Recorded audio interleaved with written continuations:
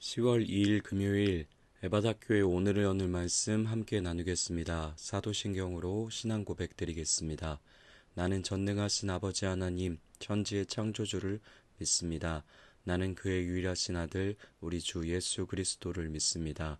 그는 성령으로 잉태되어 동정녀 마리아에게서 나시고 본디오 빌라도에게 고난을 받아 십자가에 못 박혀 죽으시고 장사된 지 사흘 만에 죽은 자 가운데서 다시 살아나셨으며 하늘에 오르시어 전능하신 아버지 하나님 우편에 앉아 계시다가 거기로부터 살아있는 자와 죽은 자를 심판하러 오십니다. 나는 성령을 믿으며 거룩한 공교회와 성도의 교제와 죄를 용서받는 것과 몸의 부활과 영생을 믿습니다. 아멘. 오늘 하나님께서 우리 가운데 주신 말씀은 에스겔서 42장 1절부터 14절까지 말씀입니다. 에스겔서 42장 1절부터 14절까지 말씀입니다. 우리 다 찾으셨으면 함께 말씀 봉독하도록 하겠습니다.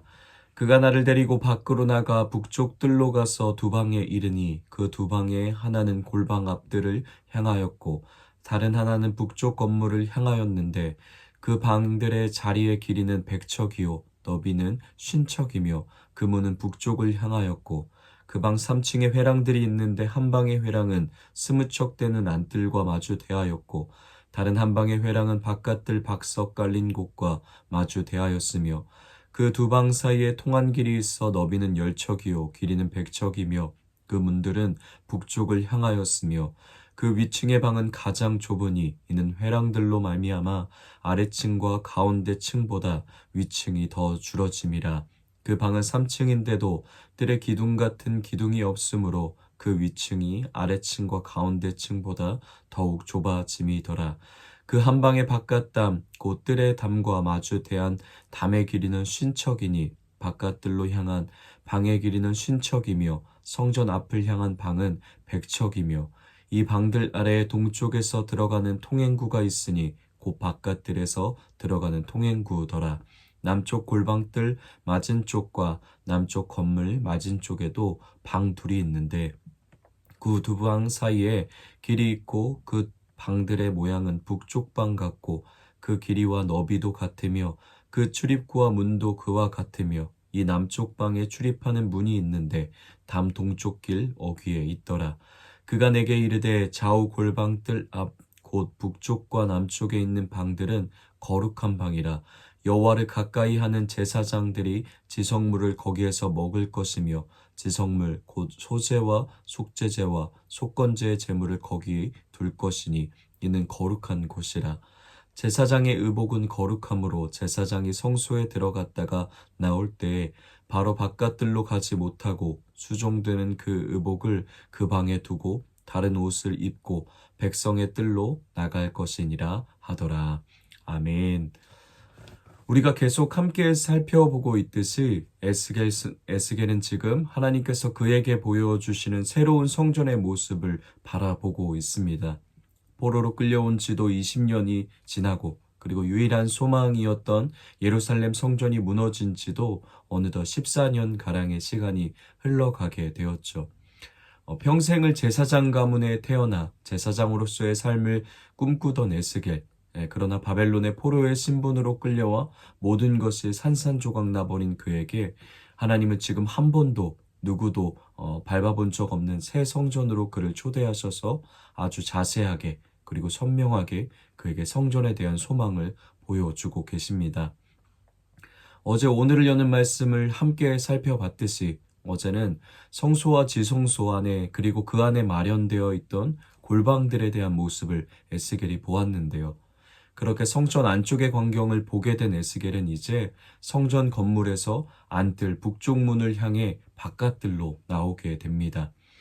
이곳에서 에스겔은 오늘 42장 말씀인 어떤 방들을 보게 되고 또한 성전의 담들을 이제 관찰하게 되는 것이죠.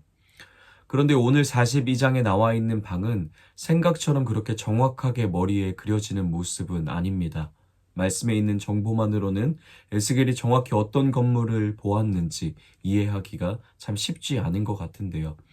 그러나 전해주는 정보에 의해서 오늘 말씀을 차근차근 한번 그려가 보도록 하겠습니다. 먼저 성전 안의 모습을 둘러보고 바깥들로 나오게 된 에스겔은 두 개의 방을 보게 됩니다. 방 하나는 성전뜰을 마주하고 있고 다른 하나는 북쪽 벽 앞에 있는 방들을 향하고 있는 모습을 하고 있었습니다. 그리고 이어지는 2절부터는 그 방들의 규격을 정확하게 치수를 통해 보여주는데요. 먼저 북쪽 벽을 바라보고 있는 방은 길이가 100척, 오늘날 우리의 치수로 말하자면 52m, 너비가 50척, 26m가 되는 아주 큰 방이었던 것이죠. 3절에 의하면 이 방에는 다락이 있었는데 이 다락으로 올라가는 계단을 중간에 두고 3층에는 각각 20척, 꼭 10m 정도 되는 방이 둘이 있었다고 3, 4절은 말해주고 있습니다. 그런데 이 방들은 하나는 성전을 향하고 다른 하나는 바깥들을 향하고 있었던 거죠. 그리고 이어지는 6절부터 말씀은 이 3층에 있는 방들의 담의 길이를 수치로 이야기해 줍니다. 오늘날의 수치로만 이야기하자면 바깥쪽 담의 길이가 26m, 성전 안뜰을 향한 방의 담의 길이가 52m로 되어 있는 것이었죠. 이 건물의 아래층은 동쪽으로 입구가 나 있었는데요. 이 문을 통하여서 제사장들은 성전 바깥들로 나갈 수 있었습니다. 제사장들은 그들이 만약 성전 안뜰로 가고 싶으면 3층을 이용하게 됐고요. 그리고 성전 바깥들로 나가고 싶으면 1층 출입구를 이용하게 된 것이죠.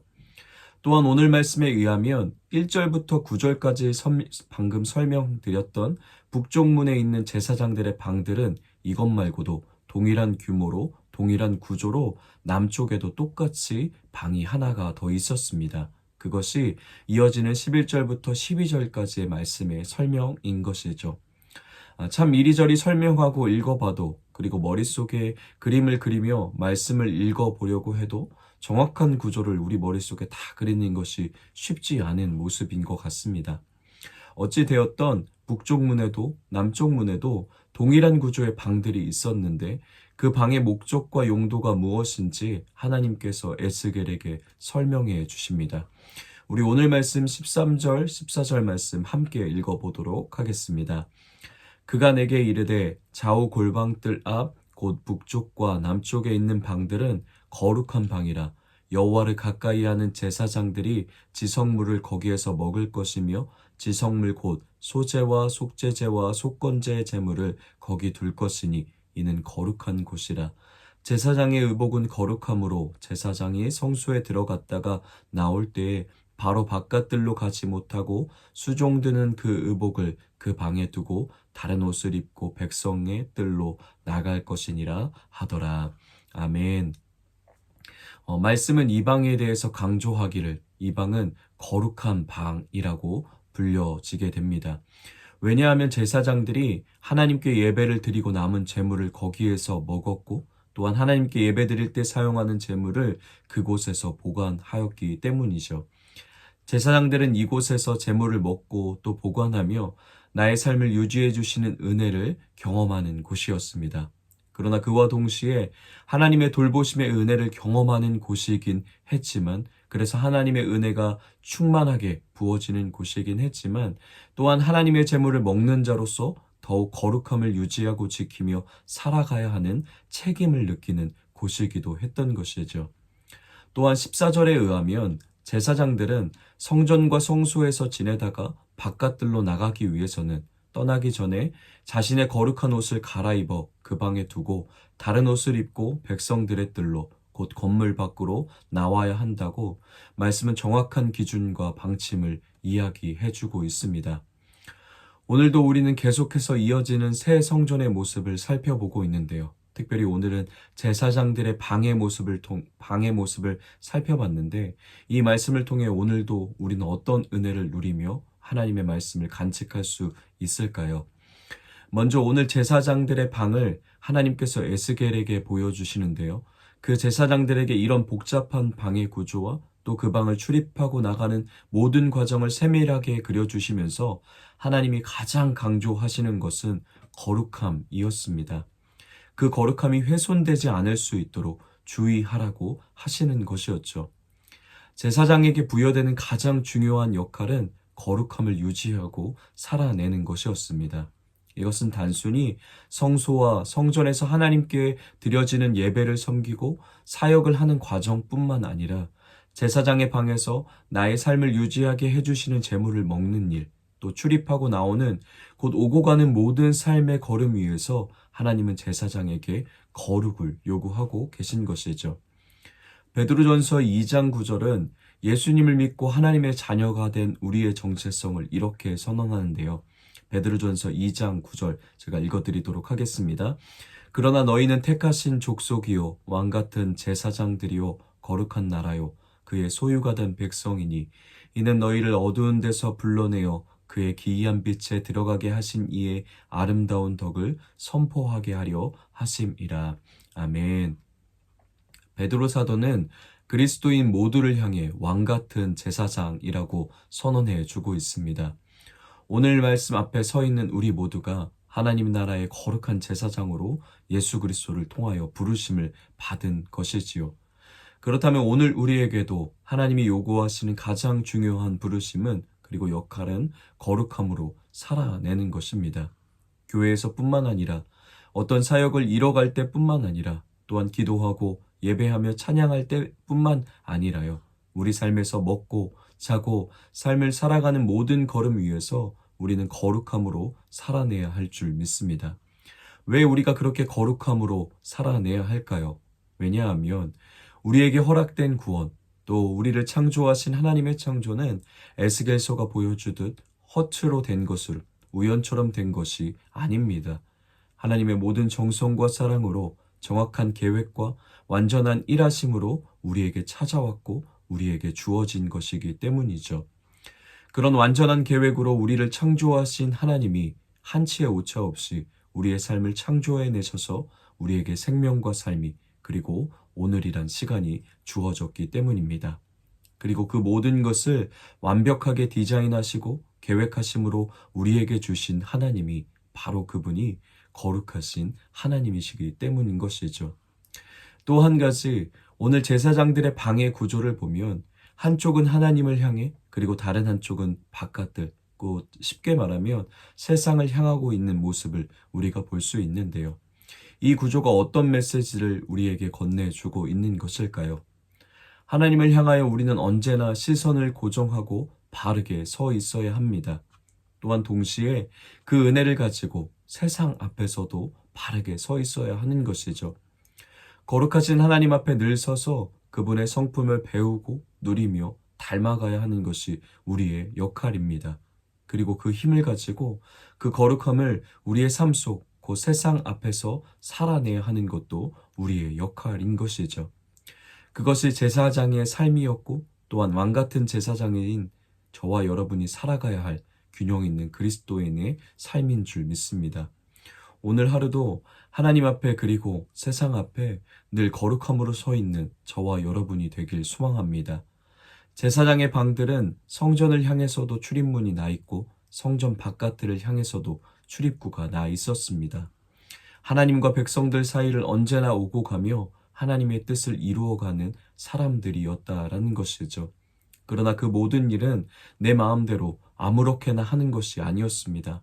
철저히 하나님께서 정해주신 명령하신 기준에 따라 사역하고 또한 먹고 마시고 입고 벗고 하며 자신의 부르심대로 겸손하게 충성되게 살아가는 것이 제사장의 삶이었죠.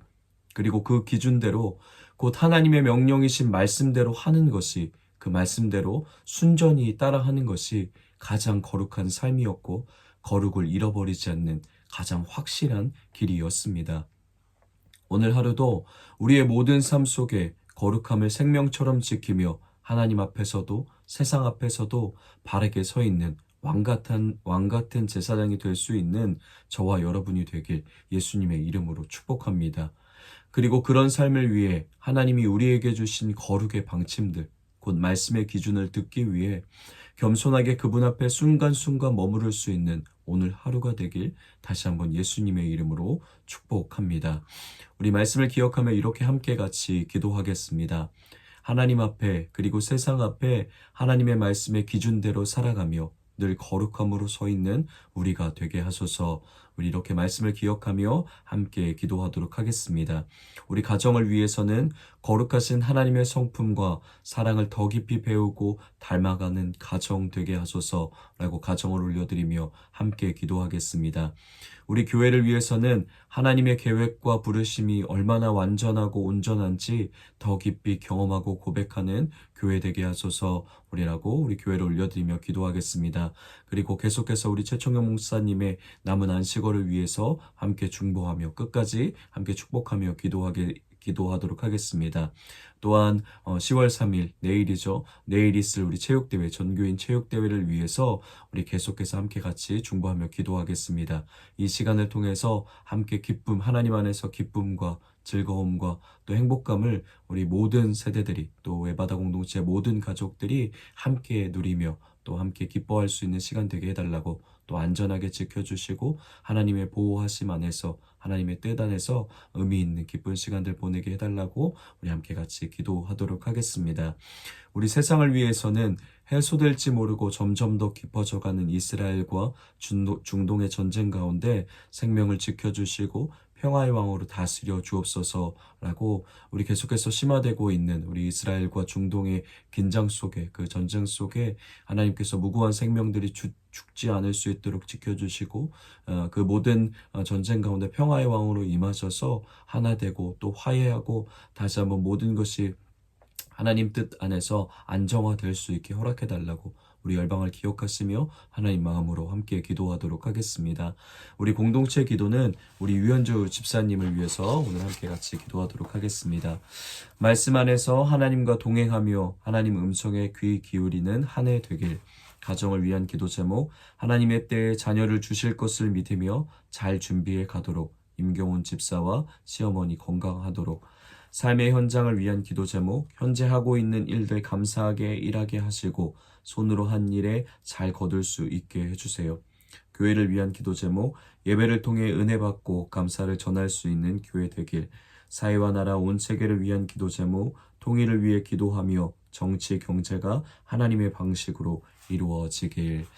이런 기도 제목을 가지고 계신데 우리 유현주 집사님의 기도 제목을 생각하시며 이렇게 하나님께 예배와 또 말씀과 여러 가지 삶을 통해 함께 유현주 집사님과 동행하시는 하나님을 더 깊이 있게 경험할 수 있는 우리 집사님 될 수 있도록 우리 축복하며 올려드리며 함께 같이 기도하도록 하겠습니다.